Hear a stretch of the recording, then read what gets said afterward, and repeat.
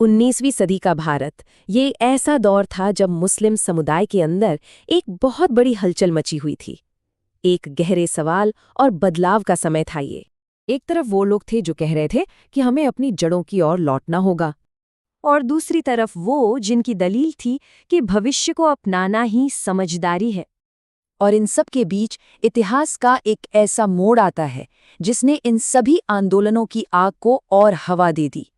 तो सवाल बड़ा सीधा था, पश्चिमी असर के सामने आखिर कौन सा रास्ता चुना जाए? क्या वापस अपनी जड़ों की तरफ लौटा जाए या फिर भविष्य को गले लगाया जाए? और जानते हैं, यही वो एक सवाल है जिसके इर्द गिर्द ये पूरी कहानी घूमती है। चलिए इसी गुत्थी को सुलझाने की कोशिश करते हैं। तो कहानी की शुरुआत होती है उस दौर से जब मुगल सत्ता कमजोर पड़ रही थी और ब्रिटिश राज अपनी जड़ें जमा रहा था। सोचिए, राजनीतिक ताकत हाथ से जा चुकी थी और एक नई पश्चिमी संस्कृति का असर हर तरफ बढ़ रहा था। इसी सामाजिक और राजनीतिक खालीपन ने समाज सुधार आंदोलनों के लिए जमीन तैयार की।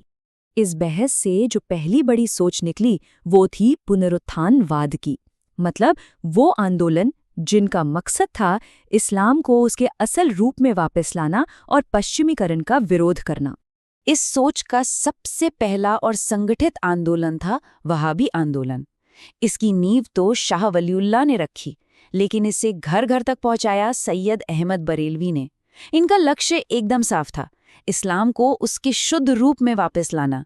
इनका सेंटर पटना में था और नारा था दारुल हर्ब, यानी काफिरों की भूमि को दारुल इस्लाम में बदलना। इसी तरह का एक और आंदोलन था फराइजी आंदोलन। इसे फरीदपुर के हाजी शरीयतुल्लाह ने शुरू किया था।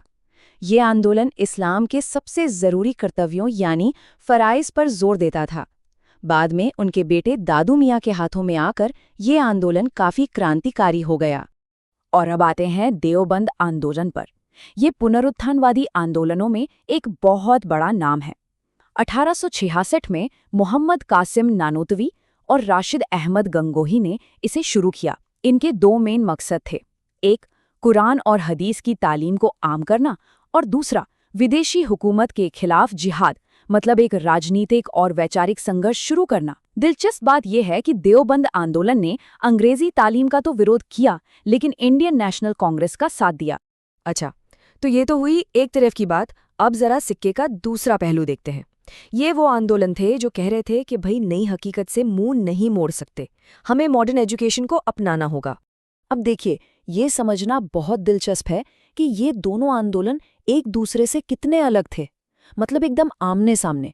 देवबंद आंदोलन कहता था पश्चिमी शिक्षा नहीं चाहिए, तो अलीगढ़ आंदोलन कहता था इसके बिना गुजारा नहीं। देवबंद ने इंडियन नेशनल कांग्रेस को सपोर्ट किया और अलीगढ़ आंदोलन ने उससे दूरी बनाए रखी।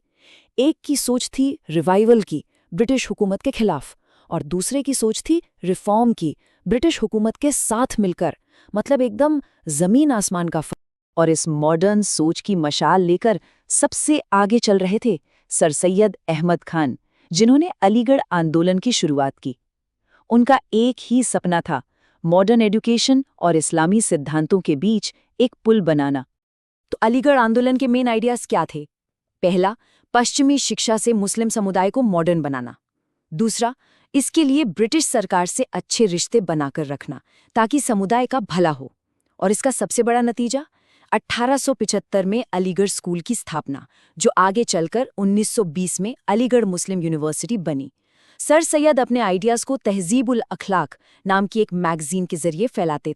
सर सैयद अहमद खां का मानना बिल्कुल साफ था कि अगर सरकारी नौकरियों और आर्थिक तरक्की में आगे बढ़ना है तो मॉडर्न एजुकेशन के अलावा कोई दूसरा रास्ता नहीं है। सुधारवादियों की इसी लिस्ट में एक और अहम नाम है अहमदिया आंदोलन का, जिसे 1889 में मिर्जा गुलाम अहमद ने शुरू किया। इसका मकसद था आज के ज़माने के हिसाब से इस्लाम के उसूलों को उदार बनाना। ये आंदोलन तर्क यानी रैशनलिज्म और पश्चिमी शिक्षा पर यकीन रखता था और इसने जिहाद की लड़ाई झगड़े वाली व्याख्या का विरोध किया। लेकिन रुकिए, कहानी सिर्फ इन दो रास्तों की नहीं है। कुछ आंदोलन ऐसे भी थे जो इन दोनों से अलग, ज्यादा कट्टरपंथी या पूरी तरह से राजनीतिक थे। मिसाल के तौर पर टीटू मीर आंदोलन। सैयद अहमद बरेलवी के एक फॉलोअर थे मीर निथार अली, जिन्हें लोग टीटू मीर कहते थे। उन्होंने मुस्लिम किसानों को इकट्ठा करके जमींदारों और अंग्रेजों के खिलाफ एक विद्रोह खड़ा कर दिया था। अब फिर आता है अहरार आंदोलन। ये आंदोलन अलीगढ़ स्कूल के अंग्रेज परस्त राजनीति के एकदम खिलाफ था। इनका कहना था कि हमें भारत के राष्ट्रवादी आंदोलन में बढ़ चढ़कर हिस्सा लेना चाहिए। तो देखा आपने कितने अलग अलग तरह के आंदोलन और विचार थे। चलिए अब कुछ खास बातों को एक साथ देखते हैं ताकि ये पूरी तस्वीर और साफ हो जाए। अगर हम टाइमलाइन पे नजर डालें तो देखिए 1820 के दशक में वहाबी आंदोलन शुरू होता है। फिर 1840 के आसपास दादू मियाँ फराइजी आंदोलन को एक नई आग देते हैं। 1866 में देवबंद आंदोलन की नींव पड़ती है और इसके ठीक बाद 1875 में अलीगढ़ स्कूल खुलता है और आखिर में 1889 में अहमदिया आंदोलन इस बहस को एक नया मोड़ देता है। इन बड़े आंदोलनों के अलावा भी कुछ और कोशिशें हुईं जिन्हें याद रखना जरूरी है, जैसे ढाका का तायूनी आंदोलन और लखनऊ में मौलाना शिबली नौमानी का शुरू किया गया नदवतुल उलेमा और दारुल उलूम। ये सभी शिक्षा और सुधार से ही जुड़े थे। और आखिर में अगर इस पूरे दौर को एक नज़र में समझना हो तो इन संस्थापकों और उनके आंदोलनों को जोड़कर देखना बहुत जरूरी है। शाह वलीउल्लाह मतलब वहाबी आंदोलन, सर सैयद अहमद खान मतलब अलीगढ़ आंदोलन, ये नाम और उनके काम ही उस दौर की पूरी कहानी बयान कर देते हैं।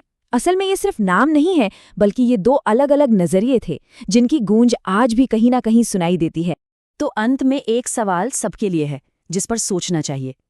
क्या परंपरा और आधुनिकता की ये जो बहस 19वीं सदी में छिड़ी थी वो आज भी हमारे समाज को किसी न किसी तरह से बना या बदल रही है?